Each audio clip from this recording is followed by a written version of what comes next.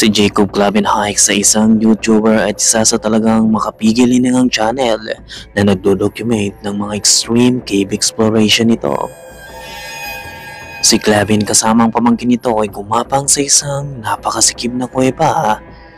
Ang channel nila hindi naglalayong gayahin sila bagkos upang ipakita na dapat mong gawin ang gusto mo sa buhay. Magpagayon pa man ay hindi nila sinisiwalat ang eksaktong lokasyon ng bawat kuweba para na rin sa ikabubuti ng mga hindi eksperyensadong hikers na gusto silang gayahin. Sa particular na video ito makikita ang napakasikip na butas na pilit nilang ginagapang.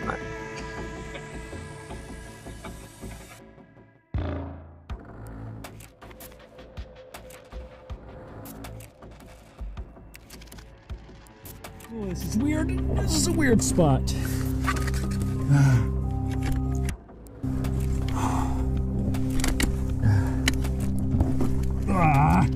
I'm gonna drop into this hole. There we go. It's full of spiders, but.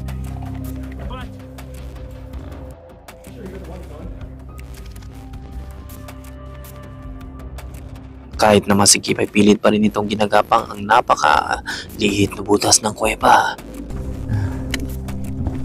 So I'm gonna drop into this hole. There we go. Ikaw kamulti, kaya mo rin bang makipagsapalaran at gawin ang ganitong exploration?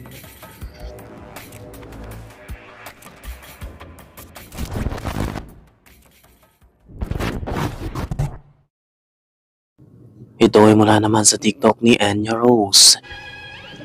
Ayon sa kanya, ang anak nito ay naglalaro ng kamera na regalo sa kanya ilang taon nang lumipas. Nagdebut ang anak nito at kasama ang kaibigan nito sa bawat sulok ng bahay upang kumuha ng litrato. Magpagayon pa man ay nang tingnan niya ito ay may madidiskubre siyang kakaiba. Oh my God, what is that?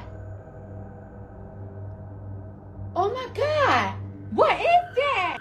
Labis siyang nagtaka sa kung ano ang tall dark figure na nakunan ng anak nito. Labis man silang natakot at napaisip sa kung ano ito, ay nanatili pa rin sila sa bahay. Magpagayon pa man ay nag-post naman siya ng update patungkol rito di kalaunan. On that video that I just uploaded of the photo. So my daughter had a friend over yesterday and they found a little camera, little, like it's like this big, that was given to her for Christmas a couple years ago. Not by us, by like a family member, and she got it when she was like 5, so it's been in their house for a long time. She doesn't really use it, she plays around with it sometimes. Anyway, so they found it and they were just taking photos, and so I decided to look at the photos today to laugh to see like what silly photos 9-year-olds take of themselves, you know. And I'm scrolling through and there's like cute selfies, like them playing outside, and picture of the dog, and then there's that photo. And I go back and forth between that photo and the other photos. There's no like other photos of the kitchen or anything like that. It's literally just, there's only that one photo from our kitchen. Yeah.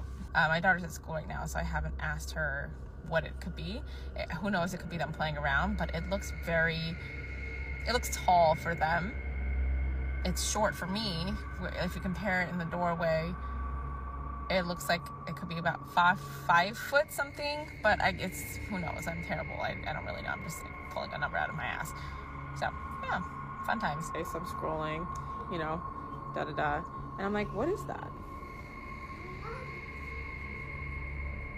What the fuck is that? Like, what is that? That's right here.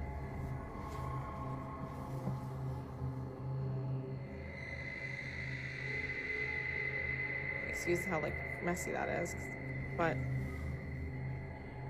what is that? So ano sa tingin mo ang misteryong nasa likod ng litrato?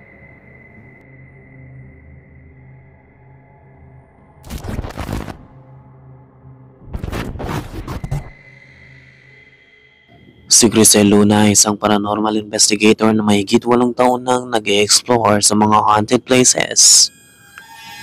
Ayon sa kanya, sa pag-e-explore nito ay isang dark presence ang siyang nakasunod na sa kanya hanggang sa tahanan nito. Kaya naman sa bago nitong apartment ay nagpasya siyang mag-install ng mga camera sa bawat sulok ng bahay upang makapture ang mga paranormal activity na nararanasan niya. Well, isang gabi habang natutulog nga siya ay may makukunan ang security camera nito.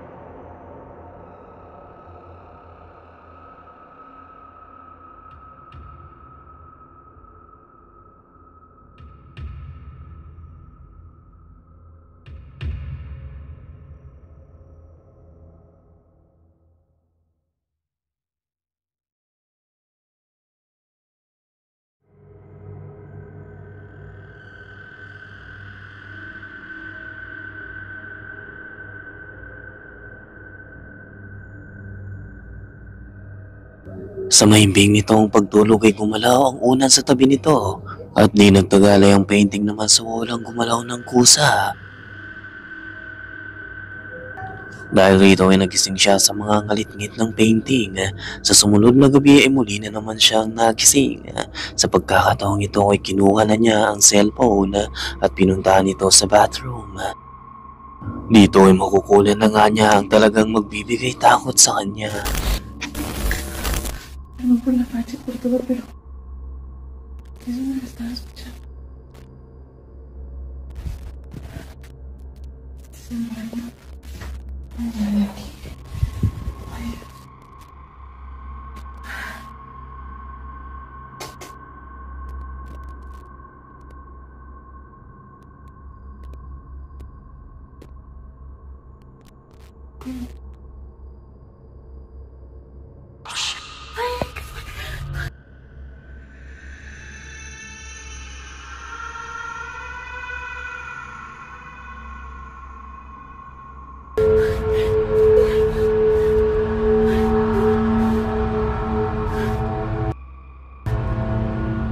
Isang translucent white figure ang nakunan nitong gumalaw sa loob ng bathroom. So talaga nga kayang sinundan si Grisel ng dark presence sa bago nitong apartment. O may iba kang eksplanasyon sa mga nangyayari kamulti?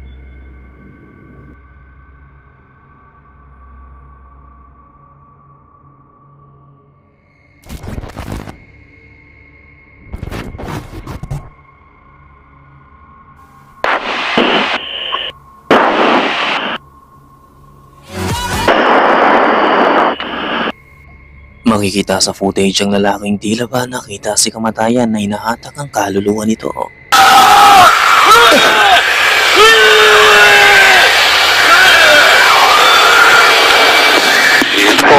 Ang mga lalaki sa footage ay sumakay sa isang jet fighter upang subukan ang bilis nito sa himpapawid.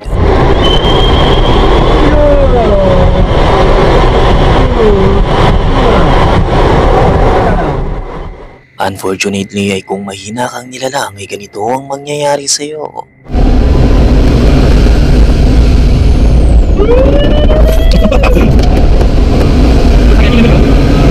Nahimatay ang sakay nito dahil sa G-lack o gravity-induced loss.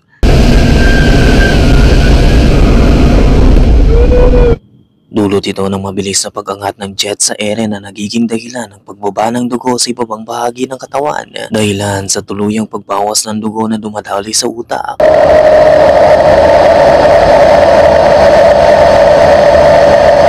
Isa rin ito sa mga dahilan kung bakit dalawa ang driver ng jet. Well, kung bibigyan ka ng pagkakataon ay sasakay ka pa.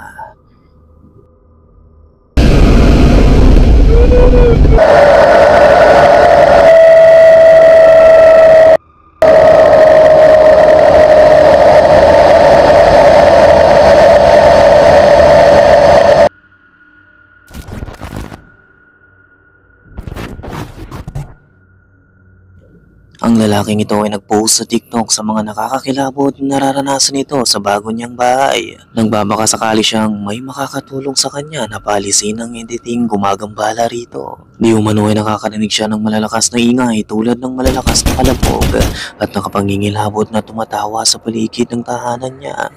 Kusa ring gumagalaw ang mga gamit nito sa paligid. Naniniwala siyang may dark entiting pinaglalaruan siya. Isang araw habang mag-isa siya ay muli na naman siyang nakarinig ng malakas na kalabog sa loob ng bathroom. Kinuha nito ang cellphone upang mag-imbestiga at ma-record ang mga nangyayari. Empiezo a grabar porque estoy escuchando sonidos desde el baño muy raro y estoy solo en casa.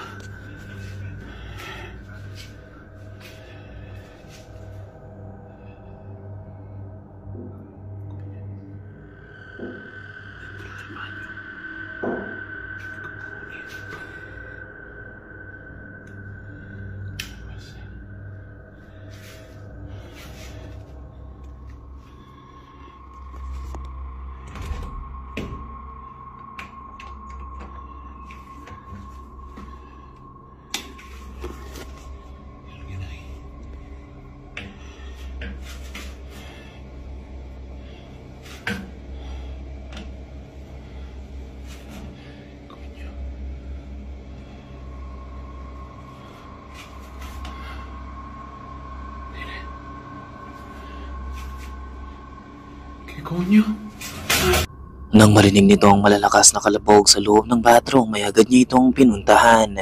Binuksan niya ito pero wala namang kakaiba. Nang out of nowhere ay biglang may gumalaw sa likod ng kurtina. Di na nga nagtagal ay tuluyan itong nahulog. Ngunit sa tuluyang pagbagsak nito ay walang tao sa likod ng kurtina. So sino ang gumalaw? Sa kasamang palad ay umpisa pa lamang ito. Casa está embrujada. Activar piano este.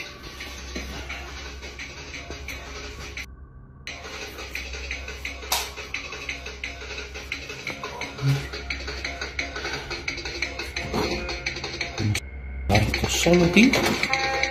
No se apaga. Se acaba de activar esto solo.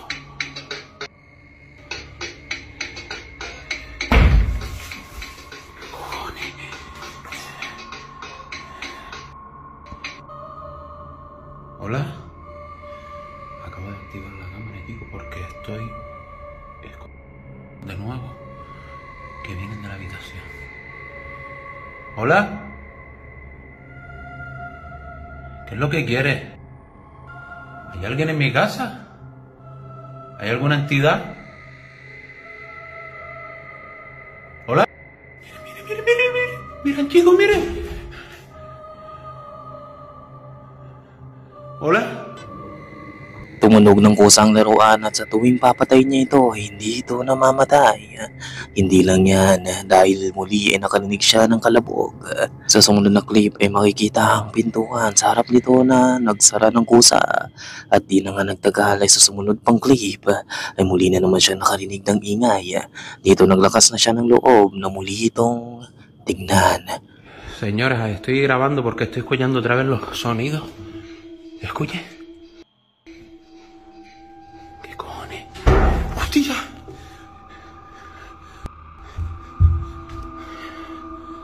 Coño. Se acaba de encender otra vez el aparato. ¿Qué cojones? Volvió a encenderse eso. ¡Hostia!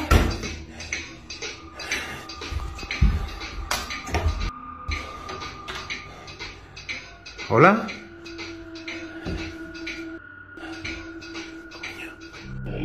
Dahil sa takot na nararamdaman niya ay hindi na siya nakapagpigil at humingi ng tulong sa online community. De locos. Acabo de encender las luces. Acaba de despertar un golpe de loco fuera de mi cuarto. Entonces... quiero pedir a alguien que sepa de cosas paranormales, ¿no? Que si me puede ayudar me deje algún consejo en la caja de comentarios, porque encima hoy me enteré de que falleció una anciana en esta casa. O sea, yo me fui de mi Habang natutulog siya ay nagising siya sa nakapangingilabot na boses na naririnig nito. Dahil sa takot siyang tignan nito ay nirecord na lamang niya ito gamit ang cellphone at iniwan sa hallway.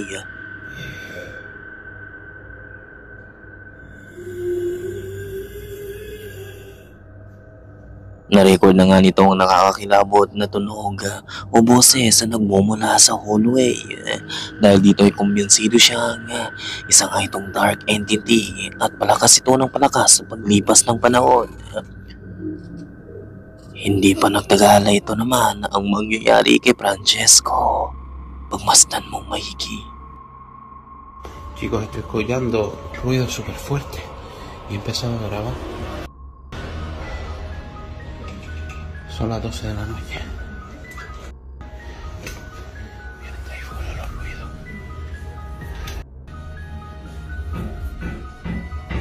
Escuchen eso.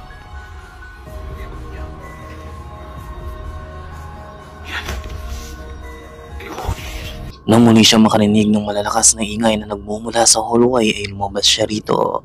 Nang paanda rin niya ang ilaw at tingnan nito ay isang mapudlang muka ang nasa labas ng pintuan na nakatitig sa kanya.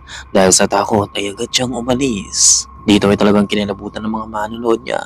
Magpagayon pa man ay may mga nagsasabi pa rin maaaring gawa-gawa lamang ito. Pero ikaw Kamulti, naniniwala ka bang isa itong dark entity na gumagambala sa kanya?